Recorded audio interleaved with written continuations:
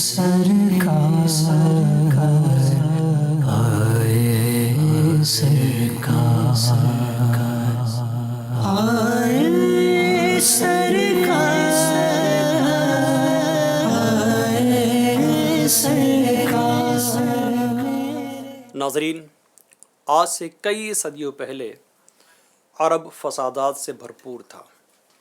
عورتوں پر ظلم، زندہ بچی کو مٹی تلے گاڑ دینا، جنگیں کرنا، قتل و غارت گری کرنا عرب میں بہت ہی عام تھا۔ نہ صبح کو چین، نہ شام کو سکون، نہ دن کو شانتی، نہ رات کو آرام۔ عرب میں طاقتور کمزوروں پر ظلم کرتے تھے اور انتہائی بدنما حالات اس وقت عرب کے تھے۔ لیکن اللہ نے اس سرزمین پر ایک ایسے چراغ کو بھیجنا تھا جس سے ساری دنیا، رہتی دنیا تک روشنی سے جگمگائے گی، جس سے ظلم کے بادل چھٹیں گے، عورتوں کو حفاظت ملے گی، عزت کا درجہ دیا جائے گا اور سب کے ساتھ انصاف کیا جائے گا۔ وہ عرب جو کل تک ساری دنیا میں فسادات کی جڑ تھا، آج ایمان کا مرکز بن گیا۔ یہ بات ہے تقریباً 571 عیسوی کی۔ عرب کے ریگستان پر گرم ہوائیں چل رہی تھی، سورج سر پر چمک رہا تھا، ریت کے ذروں پر دھوپ ایسی پڑ رہی تھی جیسے زمین ہنس رہی ہو۔ لوگ گھروں میں آرام کر رہے ہیں، کوئی درخت کی چھاؤں میں بیٹھا ہے، اونٹ چل رہے ہیں۔ ایک شخص خبر لاتا ہے اور عرب والوں کے سردار جن کا نام عبد المطلب ہے ان سے کہتا ہے، کیا آپ کو معلوم ہے یمن کا بادشاہ ابرہہ، اس نے ایک بہت بڑا گرجا گھر بنایا ہے اور اس کا ارادہ یہ ہے کہ اہل عرب کعبے کو چھوڑ کر اس گرجا گھر کا طواف کرے اور اس کا حج کرے، اور اب وہ ابرہہ کعبے کو شہید کرنے کے ناپاک ارادے سے یہاں آ رہا ہے۔ ابرہہ ادھر اپنی فوج کے ساتھ مکہ والوں پر حملہ کر دیتا ہے اور ان کے اونٹ، بکریاں سب لے لیتا ہے۔ عبد المطلب اس بادشاہ کے پاس آتے ہیں اور وہ سوچتا ہے کہ قریش کا سردار اپنے ملک والوں اور اپنے خدا کے گھر کی سفارش کرے گا اور معافی مانگے گا، لیکن حضرت عبد المطلب نے اس سے اپنے جانور اور مویشیوں کا مطالبہ کیا۔ بادشاہ بڑا تعجب میں اور حیرت زدہ ہے، کھڑا ہو جاتا ہے اور کہتا ہے، تمہیں پتہ ہے میں کس لیے یہاں آیا ہوں؟ میں تمہارے خدا کے گھر کو توڑنے کے لیے آیا ہوں اور تمہیں اپنے جانوروں کی فکر ہے۔ حضرت عبد المطلب کہتے ہیں، جانور میرے ہیں، مجھے ہی تو ان کی فکر ہوگی۔ رہی بات کعبے کی تو وہ خدا کا گھر ہے، وہ اس کی حفاظت خود کرے گا۔ میں سفارش کرنے والا کون؟ تم جانو اور خدا جانے۔ ابرہہ نے تمام جانور واپس کر دیے۔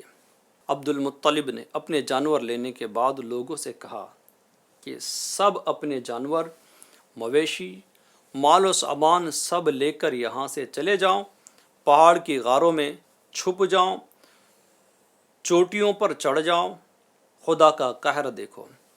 حضرت عبد المطلب کعبے میں جا کر رو رو کر اللہ تعالیٰ سے فریاد کرنے لگے، اے اللہ، تیرے گھر کی تو حفاظت فرما۔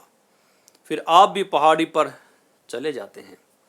سب مکہ والے مکے کی پہاڑیوں پر چڑھے ہوئے ہیں، کعبے کی اور دیکھ رہے ہیں۔ حضرت عبد المطلب بھی پہاڑ کی چوٹی پر چڑھ کر خدا کی قدرت کا جلوہ دیکھ رہے ہیں۔ ادھر ابرہہ اپنے لشکر لے کر مکہ میں داخل ہوتا ہے، اس کا ہاتھی بیٹھ جاتا ہے، لاکھ کوشش کے باوجود وہ نہیں اٹھتا۔ پھر آسمان پر ابابیل پرندے چھا جاتے ہیں اور ان کا پورا لشکر اس ناپاک لشکر پر کنکریاں، چھوٹے چھوٹے پتھر برسانا شروع کرتا ہے، جو ہر آدمی کے سر پر اس طرح لگتی کہ سوار کے سر کو چیر کر سواری کو پھاڑ کر زمین پر گرتی اور یہ لشکر ہلاک ہو جاتا ہے۔ حضرت عبد المطلب کی یہ کرامت دیکھ کر لوگ آپ کے اور بھی زیادہ عقیدت مند ہو گئے۔ ایویژن چینل کے ناظرین، یہ ہیں وہ حضرت عبد المطلب جو ہمارے آقا صلی اللہ علیہ وسلم کے دادا جان ہیں۔ جب یہ ابرہہ والا واقعہ پیش آیا، اس وقت نبی پاک صلی اللہ علیہ وآلہ وسلم اپنی والدہ ماجدہ کے مبارک شکم میں تھے۔ آپ کی ولادت کے 55 دن پہلے یہ واقعہ پیش آیا۔ اس سال کو عام الفیل سے یاد کیا جاتا ہے۔ حضرت عبد المطلب کو اپنے سارے بیٹوں میں سب سے زیادہ پیارے حضرت عبداللہ تھے، جو ہمارے آقا صلی اللہ علیہ وآلہ وسلم کے والد صاحب ہیں۔ حضرت عبداللہ نہایت ہی حسین و جمیل تھے۔ قریش کی لڑکیاں آپ سے نکاح کرنے کی خواہش مند تھی، لیکن آپ کا نکاح وہب بن مناف کی بیٹی حضرت آمنہ سے ہوا۔ واقعہ کچھ اس طرح سے ہے کہ ایک بار حضرت عبداللہ شکار کے لیے جنگل میں تشریف لے گئے، سنسان علاقہ، اور آپ وہاں اکیلے تھے۔ آپ کو اکیلا پا کر کچھ لوگوں نے آپ پر اٹیک کر دیا اور آپ کو قتل کرنا چاہا، لیکن اللہ نے آپ کی غیبی مدد فرمائی۔ اچانک سے کچھ سوار ظاہر ہوئے جو اس دنیا کے معلوم نہیں ہوتے تھے۔ انہوں نے حضرت عبداللہ کو دشمنوں سے بچا لیا۔ وہاں وہب بن مناف یہ سارا معاملہ دیکھ رہے تھے، تو انہوں نے فیصلہ کر لیا، بس اپنی بیٹی کا نکاح میں نے انہی سے کروانا ہے۔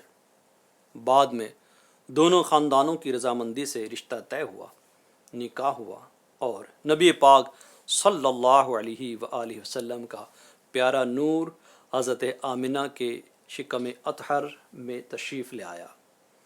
شکم مادر میں یعنی ماں کی پیٹ میں وہ نور آ چکا ہے۔ دنیا کا نظام بدلنے والا ہے، شیطان کی طاقت ٹوٹنے والی ہے، شرک کی آگ بجھنے والی ہے، بے سہاروں کا سہارا آنے والا ہے۔ سب منتظر ہے، انتظار ہو رہا ہے، دن گزر رہے ہیں اس وقت کے انتظار میں۔ بھائی، عرب کی قسمت بدلنے والی ہے۔ اس سرزمین کو وہ اعزاز ملنے والا ہے جس پر ساری زمینیں نازاں ہوگی، ناز کرے گی۔ یہ زمین سب سے مبارک ہونے والی ہے۔ اس زمین پر وہ قدم پڑنے والے ہیں جن کی ذرات ہمارے سروں کے تاج ہیں۔ یہ زمین وہ وجود دیکھنے والی ہے جس کا سایہ نہیں۔ اس زمین پر وہ ہستی کی آمد ہونے والی ہے جن کے صدقے دنیا بنی ہے۔ دن گزرتے گزرتے وقت آخر کار پورا ہو ہی گیا اور وقت ولادت قریب آتا ہے۔ حضرت عبد المطلب کعبے کا طواف کر رہے ہوتے ہیں۔ ادھر حضرت عبداللہ کے گھر میں حضرت آمنہ رضی اللہ عنہا کے یہاں ولادت کا سلسلہ ہوتا ہے۔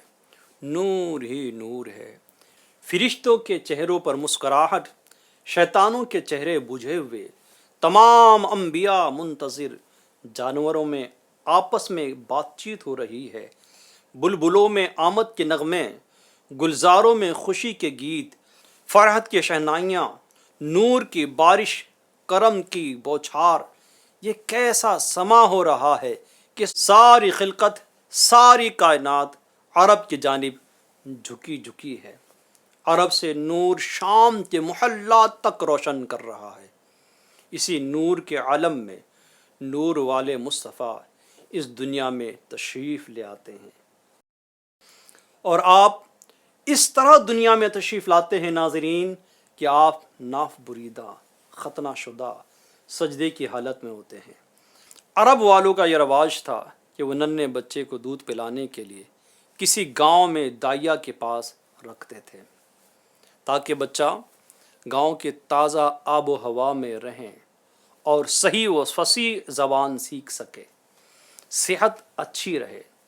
اسی رواج کے چلتے جب نبی پاک صلی اللہ علیہ وسلم کی ولادت ہوئی تو آپ کے لیے بھی دودھ پلانے والے کی تلاش شروع ہوئی۔ وہ خوش نصیب عورت جس نے نبی پاک صلی اللہ علیہ وسلم کو دودھ پلانے کی سعادت حاصل کی، اس عورت کا ہی بیان ہے، کہتی ہے کہ میں بنی سعد کی عورتوں کے ساتھ مکہ جا رہی تھی۔ اس وقت عرب میں سخت آکال پڑا ہوا تھا۔ میری گود میں بچہ تھا جو بھوک و پیاس سے تڑپ رہا تھا۔ سفر میں ایک کھچر تھا جو اتنا کمزور ہو چکا تھا کہ قافلے والوں کے ساتھ چل نہیں پا رہا تھا۔ ساتھ والے بھی اس سے پریشان ہو گئے۔ ایک اونٹنی تھی جس کے تھنوں میں دودھ سوکھ چکا تھا۔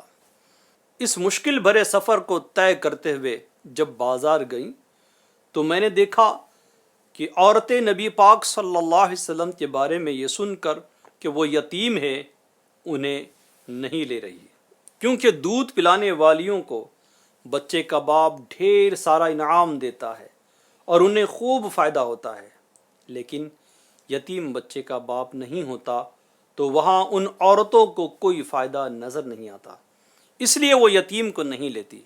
ناظرین، ادھر اس عورت کا نصیب دیکھیے کہ دودھ کم ہونے کی وجہ سے کوئی بھی بچہ انہیں دے نہیں رہا تھا، تو آخر میں انہوں نے نبی پاک صلی اللہ علیہ وآلہ وسلم ہی کو لے لیا۔ اس عورت کو کیا پتا تھا کہ اس کا انتخاب اس کی قسمت جگانے والا ہے، اس کا چناؤ اس کی قسمت جگانے والا ہے، اس کی قسمت کا تارا ثریا سے بھی زیادہ بلند اور چاند سے بھی زیادہ روشن ہونے والا ہے۔ یہ عورت نبی پاک صلی اللہ علیہ وسلم کو لے کر اپنے خیمے میں آئی اور دودھ پلانا شروع کیا، تو اسی وقت سے کرشمے جاری ہو گئے۔ اس عورت کا دودھ کم تھا، اب اتنا ہو گیا کہ نبی پاک صلی اللہ علیہ وسلم کے ساتھ ساتھ اس عورت کے اپنے بچے نے بھی پیٹ بھر کر دودھ پی لیا۔ ناظرین، یہ وہ خوش نصیب عورت ہیں جنہیں ہم حلیمہ سعدیہ کے نام سے پہچانتے ہیں۔ دائی حلیمہ جاگ اٹھے تیرے بڑے نصیب، گودی وچ تیرے نبیاں دے سردار آ گئے۔ ناظرین، نبی پاک صلی اللہ علیہ وسلم کی برکتیں ایسی ظاہر ہوئی کہ حضرت حلیمہ کی اونٹنی جس کے تھنوں میں دودھ نہیں، اس میں اتنا دودھ آیا کہ دونوں میاں بیوی نے خوب سیر ہو کر دودھ پیا۔ ان کی بہت ساری پریشانیاں اور آزمائشیں دور ہو گئیں۔ یہ دیکھ کر حضرت حلیمہ کے شوہر جن کا نام حارث تھا، انہوں نے کہا اے حلیمہ، تم بہت مبارک بچہ لائی ہو۔ حضرت حلیمہ بیان کرتی ہیں کہ اس کے بعد سب قافلے والے اپنے گاؤں کی طرف جانے لگے تو یہ بھی نبی پاک صلی اللہ علیہ وآلہ وسلم کو لے کر چلنے لگی۔ ان کا وہ کچھر جو بہت کمزور تھا وہ اب ایسا طاقتور ہو گیا کہ سب سے تیز تیز چلنے لگا۔ ساتھ والے بھی حیران کہ حلیمہ، یہ وہی کھچر ہے جو چل نہیں پا رہا تھا یا پھر تو نے نیا کھچر لیا ہے؟ حضرت حلیمہ سعدیہ کہتی ہے یہ وہی کھچر ہے۔ ناظرین، نبی پاک صلی اللہ علیہ وسلم کی برکتیں ایسی ظاہر ہوئی کہ ان دونوں میاں بیوی کے نصیب چمک اٹھے، اور اس سے بڑھ کر کیا قسمت ہوگی کہ ان کی گود میں دو جہاں کے سردار آ گئے ہیں۔ ایک بار کی بات ہے، نبی پاک صلی اللہ علیہ وسلم چراگاہ میں تھے، دوپہر کا وقت تھا۔ اچانک کچھ لوگ انتہائی سفید لباس میں آتے ہیں اور نبی پاک صلی اللہ علیہ وسلم کو چت لٹا کر آپ کا سینہ چاک کر دیتے ہیں۔ حضرت حلیمہ کا بیٹا ضمرہ وہیں پر موجود تھا۔ اس نے یہ سارا منظر دیکھا تو دوڑ کر گیا اور کہا ماں، غضب ہو گیا، محمد صلی اللہ علیہ وسلم کا کسی نے پیٹ پھاڑ دیا ہے۔